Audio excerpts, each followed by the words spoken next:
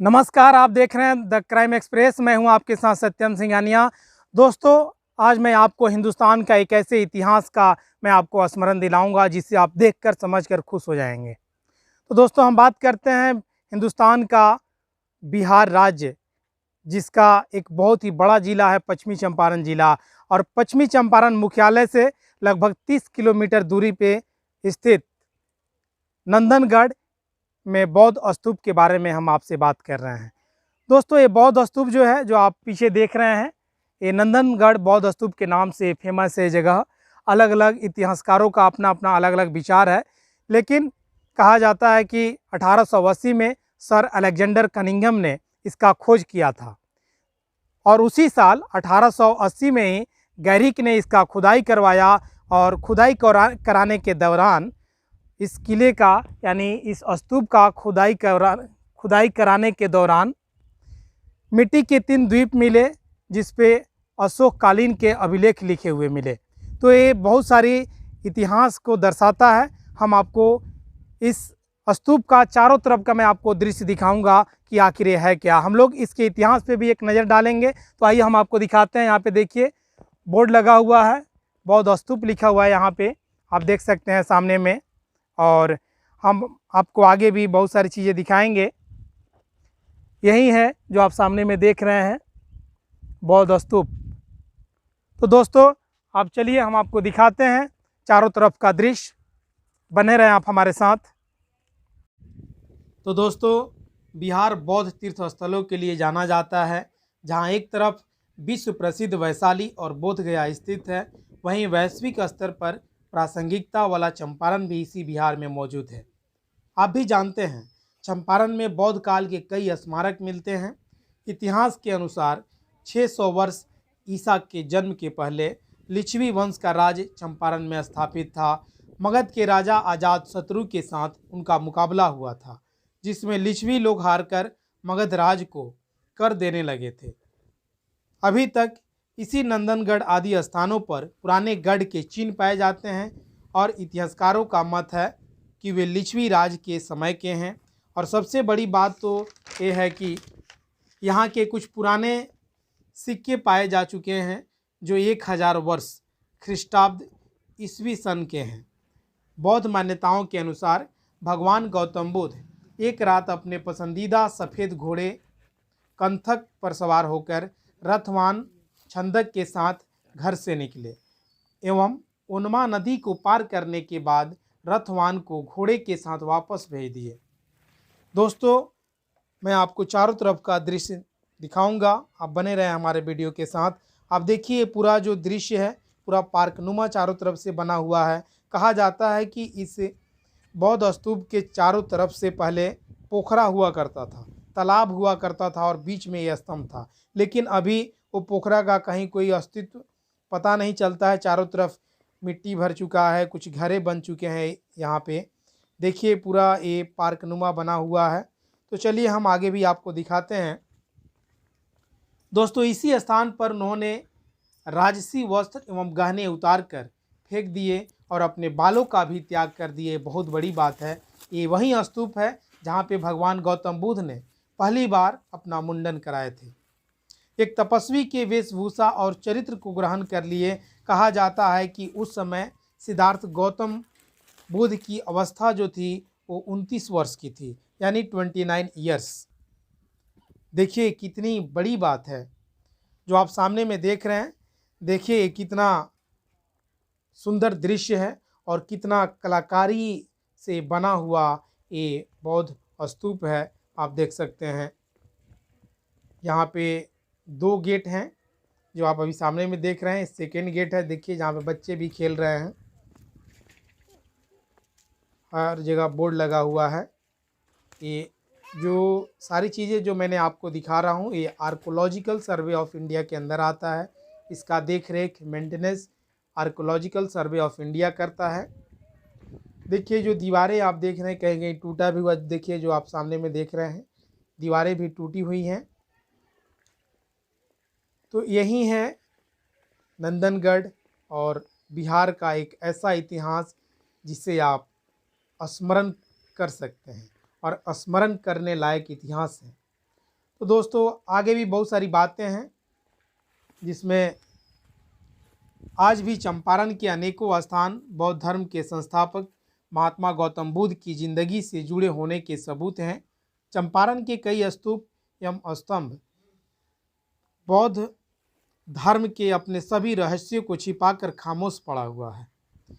वहीं archaeological survey of India का लगा बोर्ड बताता है कि सर अलेक्जेंडर कनिंघम ने इस टीले को सन 1880 में खोज किया। गैरिक ने इसी साल इसके ऊपरी सतह की खुदाई की। खुदाई के दौरान उन्हें 3 मिट्टी के द्वीप मिले जिस पर अशोक कालीन के अभिलेख मिले थे। स्मिथ के विचार से अस्थि स्तूप था, लेकिन ब्लॉच इसे एक प्राचीन दुर्ग किला के रूप में मानते हैं। अलग अलग इतिहासकारों का अपना अपना अलग अलग मत है, लेकिन यहाँ पे जो लिखा हुआ है और जो इतिहासकार बताते हैं हम उससे आपको रूबरू करा रहे हैं। देखिए इस स्तंभ को, जो चारों तरफ का जो दृश्य है हम आपको वहीं बता रहे हैं। सन 1935 से 1936 में एनजी मजुमदार ने इस स्थल को क्रमबद्ध खुदाई करवाया, जिसे ए घोष ने 1940 से 1941 तक जारी रखा। यहाँ लगे बोर्ड पर लिखी जानकारी के अनुसार श्रेणीबद्ध खुदाई से ईंट से निर्मित 24.38 मीटर ऊंचे स्तूप के अवशेष प्राप्त हुए हैं। ये आकार में बहुकोणीय हैं और 5 वेदिकाओं जो एक के ऊपर एक अवस्थित है, जिसमें 3 वेदियों पर परिक्रम पथ है। दीवारों के सामने भाग पर चारों तरफ क्षैतिज रूप से ईंटों का सुंदर काम किया गया है। मुख्य स्थान से चारों तरफ 31.69 मीटर लंबा भाग है, जो एक दूसरे से 81.07 मीटर पर है। चारों वृत्तपाद के प्रत्येक दोनों भाग में खाली स्थान 28 छोटे वृत्तपाद से भरा हुआ है, जो अंतर्मुखी कोनों एवं 13 किनारों तथा 52 कॉर्नर को दर्शाता है। श्री मजुमदार के मुताबिक ये संरचना बौद्ध स्तूप के रूप में मान्य है और अभिलिखित सिक्कों एवं मुद्रांक के अवशेषों से स्पष्ट होता है कि यह स्मारक पहली शताब्दी ईसा पूर्व के हो सकते हैं, जो अगले शताब्दी ईस्वी तक अस्तित्व में कायम रहा और आज भी ये सारी चीज़ें कायम हैं, जो कि अभी archaeological survey of India in सारी चीज़ों को देख रहा है। दोस्तों ये बहुत बड़ी बात है, क्योंकि बिहार में ऐसे बहुत सारे इतिहास है। कहा जाए तो चंपारण का एक अपना हमेशा से एक अलग इतिहास रखा है। हमेशा चंपारण ने इतिहास रचा है। आप देश की आज़ादी को लेकर देख सकते हैं, ऐसे बहुत सारी चीज़ें हैं यहाँ पे, जो कि आप जानते हैं कि सत्याग्रह आंदोलन इसी चंपारण से शुरू हुआ था और पूरे देश को एक आज़ादी का राह आज़ादी दिलाया भी, जिसमें चंपारण का सर्वप्रथम और सर्वोच्च स्थान रहा। दोस्तों जो आप सामने में देख रहे हैं, देखिए यही है बौद्ध स्तूप। इस ईंटों को देख सकते हैं, क्योंकि उतना पहले का जो बना हुआ चीज़ आज भी सुरक्षित है, ये अच्छी बात है। और कहा जाता है कि इसके जो ईंट हैं, जो ये बना हुआ है, इस स्तूप की जो दीवारें हैं चूना सुर्खी से बनाई गई है। आज भी इस स्तूप के जो मरम्मत होता है वो चूना सुर्खी से ही होता है। यहाँ के जो कर्मी हैं यानी कर्मचारी हैं, जो आर्कोलॉजिकल सर्वे ऑफ इंडिया के जो तहत रहते हैं, उनका कहना है कि आज भी इन दीवारों को चूना सुर्खी से ही बनाई गई है और उसकी मरम्मत भी उसी से किया जाता है। देखिए आप चारों तरफ का दृश्य देख सकते हैं।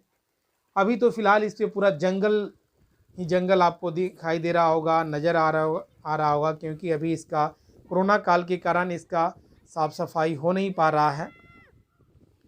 और यहाँ के जो कर्मचारी हैं उनका कहना है कि यहाँ पे सरकार को प्रशासनिक सहायता भी देना चाहिए, क्योंकि हर समय में अलग अलग तरीके से इसकी जो 4 दीवारी भी हैं वो भी टूट गई हैं, तो कभी बकरी या अलग जानवर भी इसके अंदर आ जाते हैं। और यहाँ जो लोग घूमने आते हैं, देखिए इस पे बच्चे जो सामने में आप देख रहे हैं उस पे खेल रहे हैं, लेकिन गार्ड लोग का कहना है कि इस पे चढ़ना भी मना है, लेकिन लोग चले जाते हैं तो उनसे बहस होने लगती है। तो अगर यहाँ पे आर्कोलॉजिकल सर्वे ऑफ इंडिया अगर यहाँ पे प्रशासनिक अगर सहायता करता है तो इसमें हम लोगों को आसानी होगा, क्योंकि इन सारी चीज़ों पे ध्यान रख पाना, जिससे ना हमें भी कठिनाई नहीं हो और उन्हें भी दिक्कत नहीं हो। लोग बहस करने लगते हैं इन सारी चीज़ों पे। दोस्तों, आप कभी भी अगर आते हैं नंदनगढ़, तो इस इतिहास को बचा कर रखना, इसको सुरक्षित रखना, इसका इज्जत करना हम सभी का कर्म है, धर्म है। इसे हम सभी को समझना चाहिए। और बहुत सारी बातें हैं, कहा जाता है यहाँ के लोगों के अनुसार कि इसे राम पाठ भी कहा जाता है। ये भी कहा जाता है कि पश्चिमी चंपारण जो है ये आखिरी छोर है। इस जो आप सामने में जिसे आप देख रहे हैं, जो नंदनगढ़, इसका बहुत सारी चीज़ों से लगाव है। तो दोस्तों, यही है, ये महाभारत काल से भी जुड़ाव मिलता है इन सारी चीज़ों का। लोग ये भी कहते हैं कि पश्चिमी चंपारण जो है आखिरी छोर है, और ये भी बताया जाता है कि इसे निर्जल वन कहा जाता है।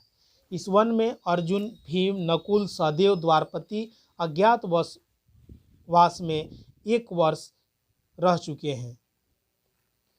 और यहाँ के जो स्थानीय लोग हैं, उनका कहना है कि एशिया का सबसे बड़ा स्तूप है।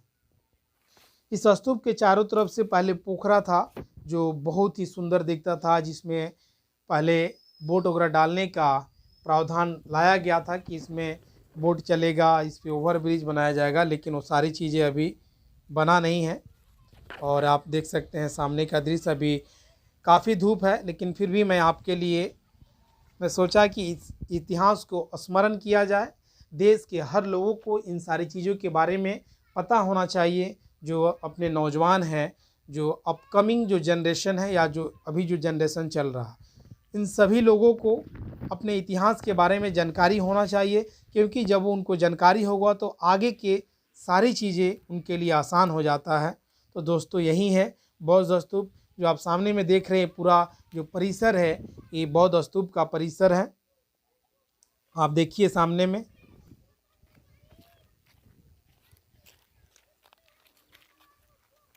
और जब भी आप बिहार आते हैं और बिहार की संस्कृति एवं इतिहास की तलाश करते हैं, तो बौद्ध की परंपरा से, अशोक की परंपरा से, इसमें नालंदा, वैशाली और बहुत सारे इतिहास से जुड़े चीज़ें हैं। उस इतिहास और संस्कृति में ये लौरिया नंदनगढ़ भी शुमार किया जाना चाहिए, क्योंकि पश्चिमी चंपारण जिला मुख्यालय से ये लगभग 28 किलोमीटर की दूरी पे ये जगह है, बौद्ध स्तूप लौरिया नंदनगढ़। और कुछ लोग का ये भी कहना है कि ये जो स्तूप है, ये पहले धनानंद का किला हुआ करता था, धनानंद का किला। तो ये सारी चीज़ें हैं, हर लोगों का, हर इतिहासकारों का अपना अपना अलग मत है, लेकिन जो बोर्ड पे लिखा हुआ है, जो फैक्ट है, मैं आपको सारी चीज़ें मैं बता दिया हूँ। आप उससे इन सारी चीज़ों का अंदाज़ा ले सकते हैं कि आखिर ये क्या हो सकता है, क्या मान्यताएं हैं इन सभी चीज़ों को लेकर।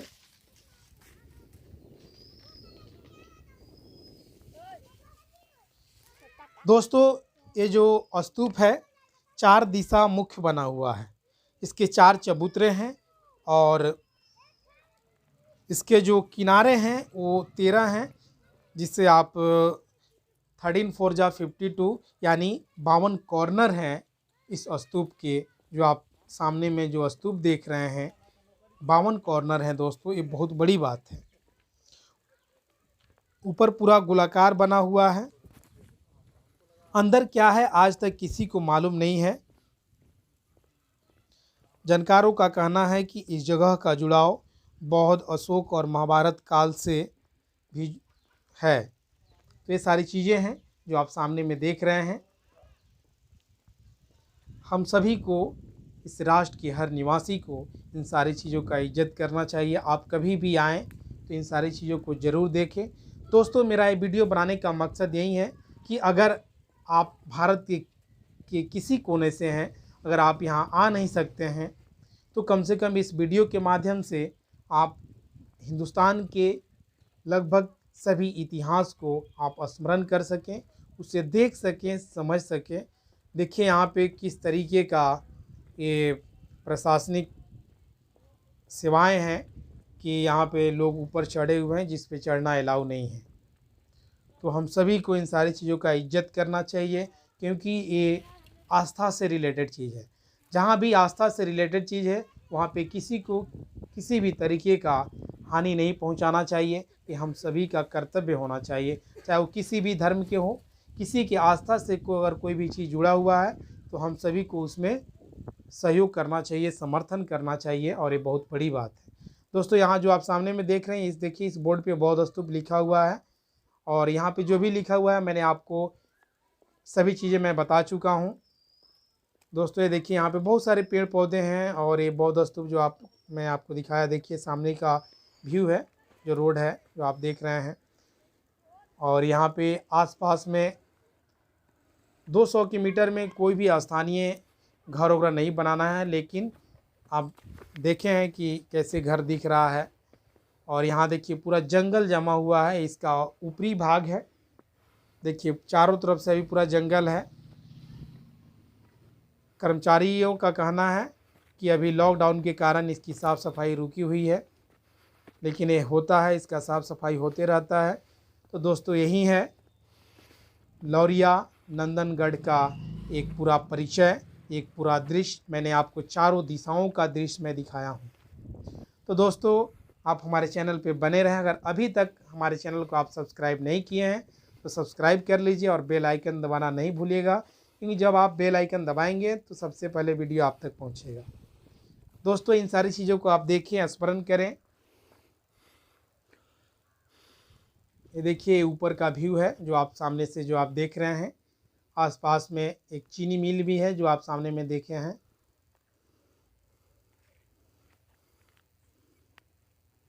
यहाँ लोग हर वीकेंड में यहाँ घूमने आते हैं, हमेशा बच्चे यहाँ पे घूमने आते हैं, हर तरह के लोग यहाँ घूमने आते हैं। तो ये अच्छी बात है। हम सभी को अपने इतिहास से लगाव रखना चाहिए, जुड़े रहना चाहिए उन सारी चीज़ों से।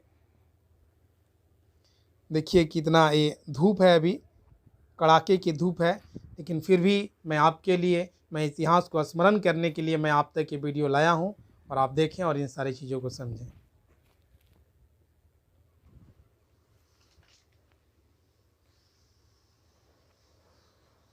एक धरोहर है, इतिहास जो है हम सभी का एक धरोहर है, इसे बचा कर रखना हम सभी का कर्तव्य है। तो आप जब भी आएँ इन सारी चीज़ों को देखें, समझें। तो हमारे साथ बने रहने के लिए आपको बहुत बहुत धन्यवाद। तो दोस्तों, यही था नंदनगढ़ बौद्ध स्तूप लौरिया का एक परिचय, एक इतिहास पे एक नज़र। मैं आपको नंदनगढ़ का चारों तरफ का मैं आपको व्यू दिखाया हूँ, और ऊपर का भी मैं आपको व्यू दिखाया हूँ, चारों दिशाओं का मैंने आपको व्यू दिखाया हूँ।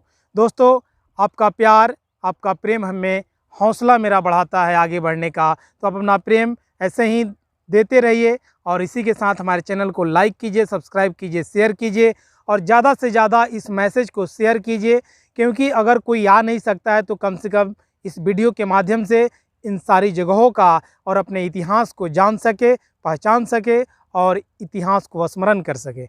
बहुत बहुत धन्यवाद।